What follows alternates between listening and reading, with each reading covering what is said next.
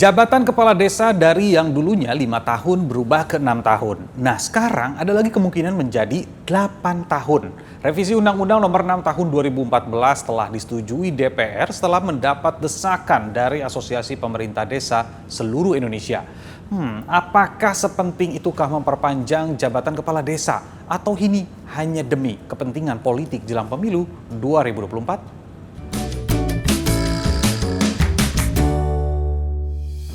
Demo berkali-kali di depan gedung DPR terus dilakukan oleh ribuan kepala desa dari berbagai daerah ini. Bahkan beberapa kali merasa aksi mereka tidak didengar oleh DPR. Sebagian dari mereka sempat memblokade jalan, membakar pagar, menjebol tembok, hingga menutup jalan tol.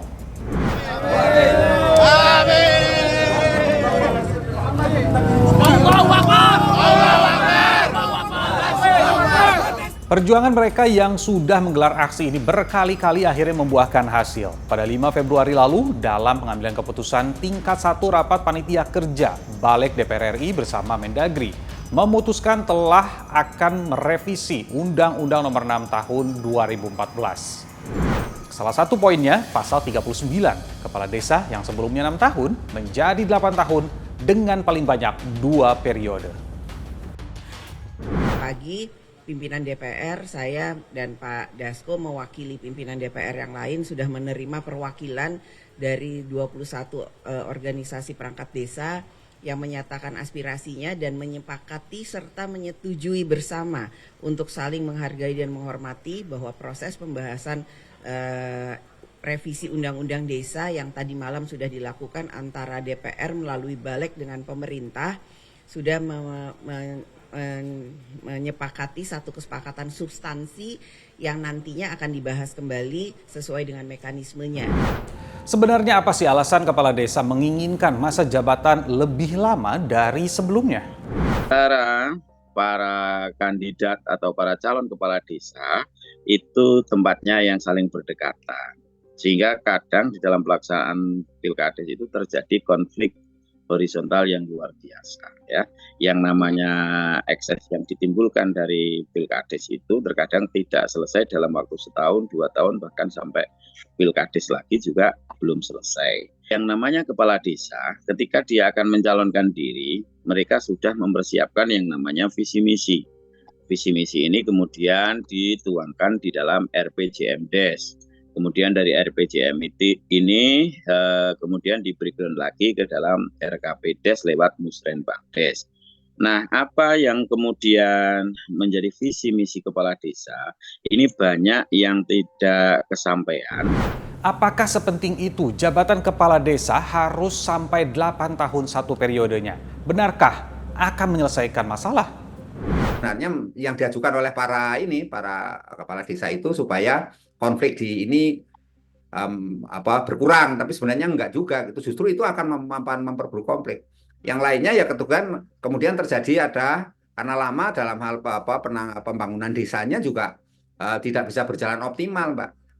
Itu karena di antara lurah-lurah itu banyak juga yang sebenarnya lurah itu nggak suka terlalu lama jabat gitu, Mbak. Jabat itu yang normal aja 5 tahun gitu kan, selesai sekali periode gitu. Tetapi dulu kenapa sampai berlama-lama? Karena minimnya regenerasi, Mbak.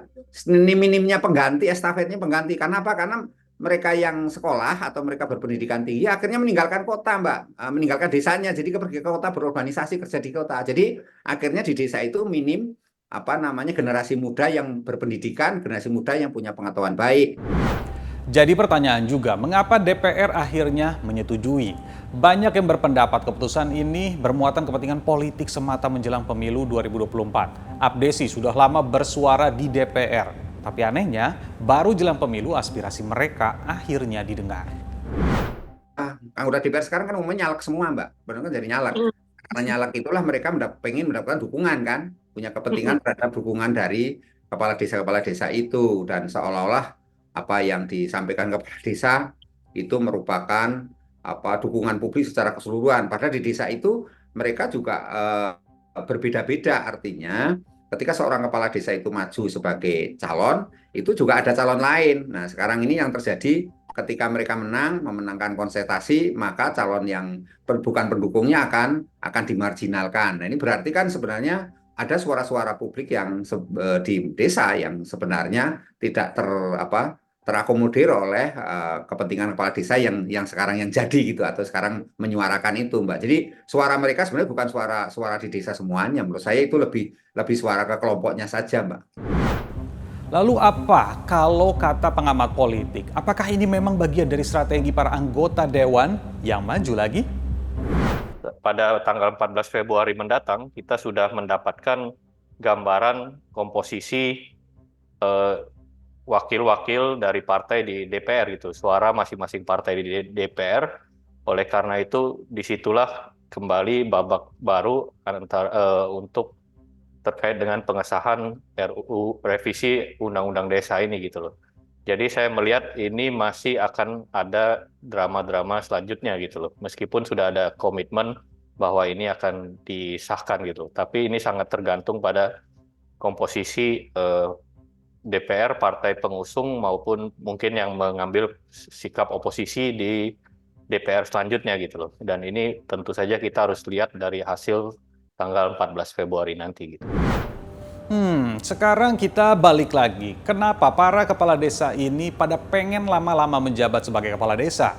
Apakah gaji mereka itu besar? Kalau gaji pokoknya kepala desa mendapat Rp2.426.000. Nah, ini belum termasuk tunjangan. Salah satunya tunjangan perangkat desa berasal dari 30% dari pengelolaan dana desa. Artinya, mereka memiliki potensi mendapatkan tunjangan dari anggaran dana desa yang dianggarkan oleh pemerintah pusat, yang besarannya dari Rp100 juta hingga Rp1 miliar setiap desanya. Yang perlu diingat, gaji DPR, kepala desa hingga presiden semua dari rakyat. Jadi apapun kebijakannya, rakyat harus yang menjadi prioritas. Saya Nabila Biasa, sampai jumpa.